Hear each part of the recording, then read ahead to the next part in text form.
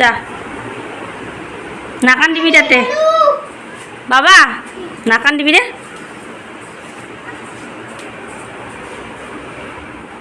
Hello' আজি 4 দিনে হ'ল তাৰ চকুটা ভালে পোৱা নাই তো এদিন ঔষধ অনা হৈছিল ঔষধখিনি খুৱাই আছিলোঁ তথাপি ভাল হোৱা নাই সেইকাৰণে আজি আৰু ডক্টৰ তাতে দি পঠালোঁ আৰু এতিয়া মই ঘৰৰ কাম চামখিনি কৰি লওঁ সিহঁতে অহাৰ আগতে চোতালখন সাৰিব আছিল সাৰি দিলোঁ কাৰণ জিন্দা হৈছে দিলোঁ আৰু এতিয়া ঘৰৰ ভিতৰৰ কামখিনি কৰোঁ আৰু সিহঁতে আহি নাপাৰ আগতে কৰিব চেষ্টা কৰোঁ লগতে ভিডিঅ'টো আৰম্ভ কৰি দিলোঁ আপোনালোকে সকলোকে চাই দিব আশা কৰিছোঁ চাই যাতে ভাল পায় আৰু যিহেতু আপোনালোকক স্বাগতম জনাই হোৱা নাই তো সকলোকে মোৰ আৰু এটা নতুন ভিডিঅ'লৈ পুনৰবাৰ স্বাগতম জনাইছোঁ আশা কৰিছোঁ আপোনালোকৰ সকলোৱে ভালে আছে এতিয়া মই কাম বন কৰি তাৰপিছত আপোনালোকক লগ পাইছোঁ এইবাৰ ৰন্ধাখিনি কৰোঁ ঘৰকেইটা চাফা কৰা হ'ল আৰু এটা বস্তু দেখাওঁ আপোনালোকক কালি ছাগলীয়ে খাই পেলাল জানানে চাওকচোন একেবাৰে ধুনীয়া জবৰা হৈছিল গাছ দুডাল কিন্তু ছাগলীয়ে কালি আহি খাই দিল এডাল লাকি বেম্বো আছিল খাই পেলালে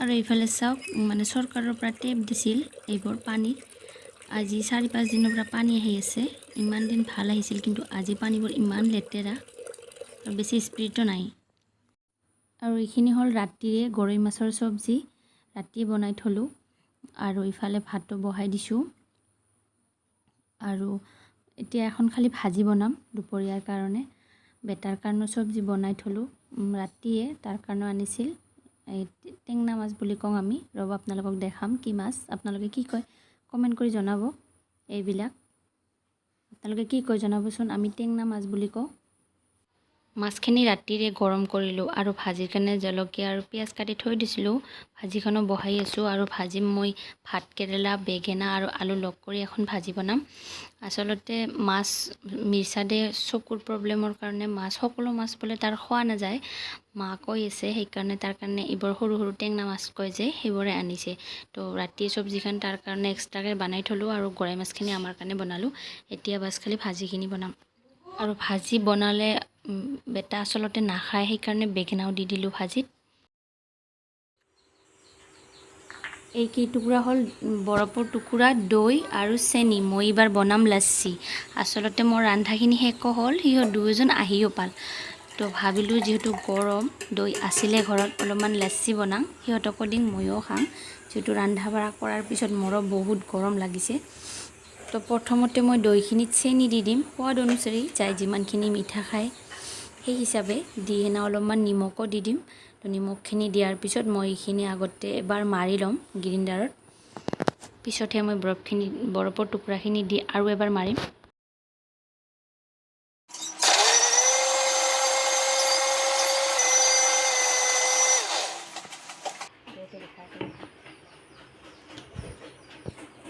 আৰু এইবাৰ ইয়াতে দি দিম মই বৰফৰ টুকুৰাখিনি মানে চেনিখিনি আগতে ভালদৰে মিহলাই ল'লোঁ এইখিনি দি আৰু এবাৰ ভালকৈ মাৰি ল'ম একেবাৰে ইজি লাচ্ছি বনা আৰু গৰমত খাইও বেছি ভাল লাগে আচলতে ঠাণ্ডা বস্তু যিকোনো গৰমত ভালে লাগে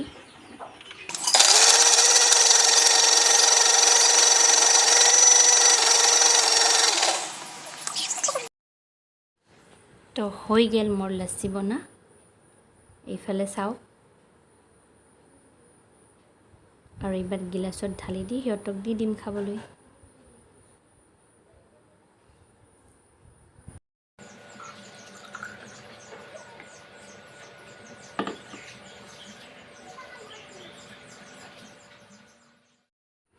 আৰু মই এতিয়া গা চা ধুই আহিলোঁ ভাত খাম দুপৰীয়া আৰু আমি সদায় এনেকৈ পাকাত বহিয়ে ভাত খাওঁ সদায় ৰাতি বা দুপৰীয়া সদায় হেল্ল' ফ্ৰেণ্ডছ গাখীৰখিনি গৰম দি দিলোঁ আৰু এইবাৰ চাহ বনাম আচলতে সন্ধিয়া চাহ কাপ নাখালৈকে মাথাটো ঠিকে নহয় বজাৰো আহি পাল আৰু আজি বজাৰ কি বনাম দেখাম আৰু তাৰ আগতে এইবিলাক চাওক বহুত দিন হ'ল খাৱাই নাই 12 ভাজা ঘৰত যাওঁতে এটা ব্লগত দেখুৱাইছিলোঁ আপোনালোকক ঘৰত যাওঁতে ফাৰ্ষ্ট ব্লগ আৰম্ভ কৰাতে মই সেই খাৱা আৰু আজি খাম বহুত দিন হ'ল কিন্তু খাৱাই নাই আৰু বহুত দিনৰ পৰা হাজবেণ্ডক কৈও আছিলোঁ আনিবলৈ তো কি হ'ল চাহ পানী খালোঁ খাই অলপমান এনেই বহিলোঁ আৰু বহিলোঁ আৰু মানে গৰমৰ কাৰণে ফেনৰ তলত বহিলে অৱশ্যে উঠাৰ ইচ্ছাই নহয়। তো তাৰপিছত চাওঁ যে 7টা বাজি পাৰ হ'ল, যিহেতু ৰান্ধিব আছে, ভাবিলোঁ ৰান্ধো আৰু দেৰি হৈ গ'লে আৰু গৰমটা বেছিহে লাগব। সেইকাৰণে পাকঘৰত আৰু আজি কি ৰান্ধিম জানানে? কচু। আচলতে গৰৈ মাছ আছে, সেইকাৰণে হাজবেণ্ডক কৈছিলোঁ ময়ে যে কচু আনিবি, আৰু তাই আনিলোঁ। আৰু আজি কচুৰে বনাম মাছ। আচলতে কি হয়, গৰৈ মাছ কচুৰে অৱশ্যে খাই ভাল লাগে, নাইবা ভৰ্তা, মানে আমি যে ভৰ্তা কওঁ, পিটিকা বহুতে কয়, তেনেকৈ খাই ভাল লাগে। সেইকাৰণে ভাবিলোঁ আজি কচুৰে বনাম। আৰু মাছখিনি আচলতে কালি আনিছিল। আচলতে যিমানে অলপ নানকীয়া থাকিয়ে যায়, যিহেতু 2জন মানুহ, অলপমান খাং আৰু থাকিয়ে যায়। আৰু বেটা নাখায় অৱশ্যে, এইবোৰ বেটাৰ চব্জি বেলেগকৈ বনা আছে। টেঙনা মাছ কওঁ যে আমি, সেই মাছটো সৰু সৰু দুপৰীয়া দেখাইছিলোঁ, সেই চব্জি আছে তাৰ কাৰণে। তো এতিয়া মই কচু আৰু মাছ ৰান্ধিম। তো আপোনালোকে ভিডিঅ'টো চাই থাকিব বাৰু, মই কেনেকৈ বনাম দেখাম, চাই থাকিব। আৰু বহুদিন হ'ল কচুৰে মাছ খোৱাই নাই, আৰু কচু শাক এইবিলাক কিন্তু মোৰ বহুত প্ৰিয় হয়। সেইকাৰণে আপোনালোকে মোৰ ব্লগত এইবোৰ দেখা পায়ে থাকে, কাৰণ মই খাই ভাল পাওঁ।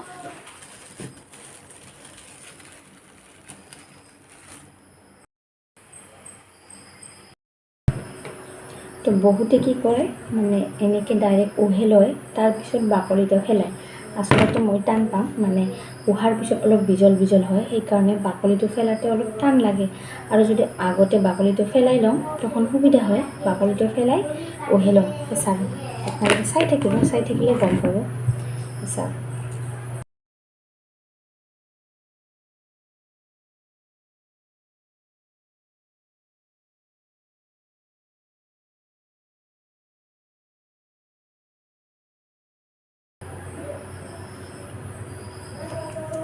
মাজেদি টুকুৰা কৰি দিম, উহাতে সুবিধা হ'ব।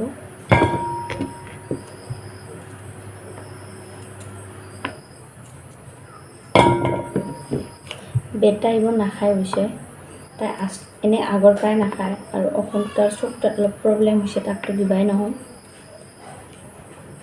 তাৰ চব্জি আছে, বান্ধি থৈ দিছোঁ একেবাৰে, জ্বলা অলপ কমকৈ দি। মোৰ আৰু হাজবেণ্ডৰ কাৰণে বনাম। আৰু হাজবেণ্ডটো আচলতে আগত কচু খোৱাই নাছিল। মোৰ বিয়াৰ পিছত মই খাওঁ, মোৰ লগত খাই অকণ মানে তাৰো মানে কি হৈ গৈছে, কচুৰ প্ৰতি নিচা হৈ গৈছে, ভাল পায়। কচুখিনি মোৰ কাটি লোৱা হৈ গ'ল, ধুইও লৈ ল'লোঁ, আৰু এতিয়া প্ৰেছাৰত দি দিম। আৰু ইয়াতে মই অলপমান পানী, নিমখ আৰু হালধি গুড়ি দি দিম। তাৰপিছত 3-4টামান হুইছেল মাৰি ল'ম।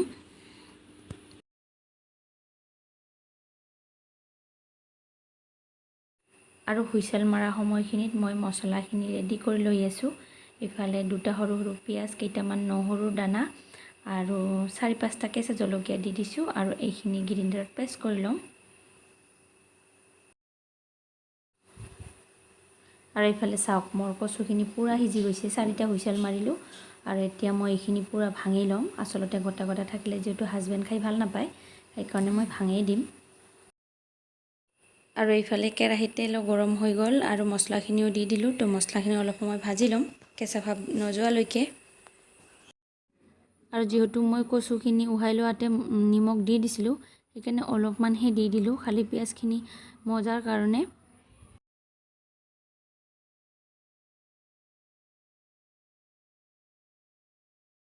পিঁয়াজখিনি অলপমান মজা হ'ল, আৰু ইয়াতে মই গুড়ি মছলাখিনিও দি দিম। গুড়ি মছলা মই সদায় ধনিয়া গুড়ি আৰু জিৰা গুড়িয়ে ব্যৱহাৰ কৰোঁ। আৰু এইখিনি দি অলপ সময় আৰু ভাজি ল'ম।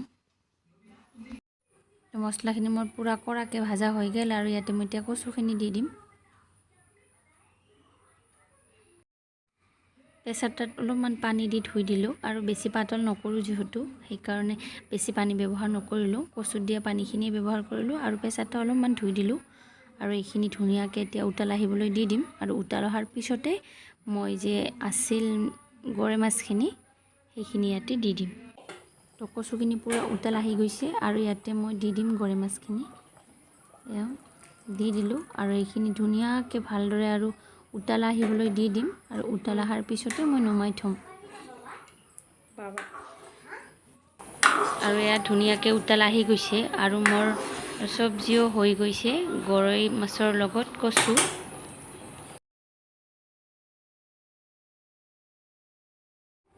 কালি পিঠা বনাই অলপমান নাৰিকল ৰৈছিল সেইকাৰণে ভাবিলোঁ কেইটামান এইবোৰ পিঠা বনাই থওঁ আচলতে বেটা খাই ভাল পায় সেইকাৰণে বনাব ওলালোঁ আৰু পুৱাৰ নাস্তাও হৈ যাব আৰু নাস্তা ৰাতি বনাই থ'লে কিবা বানা থাকিলে পুৱা উঠি ইমানো টেনশ্যন নাথাকে আৰু দৌৰা অলপমান কম হয় তো এয়া চাওক পূৰা ভাজি ৰেডি কৰি থৈ দিলোঁ পুৱাৰ কাৰণে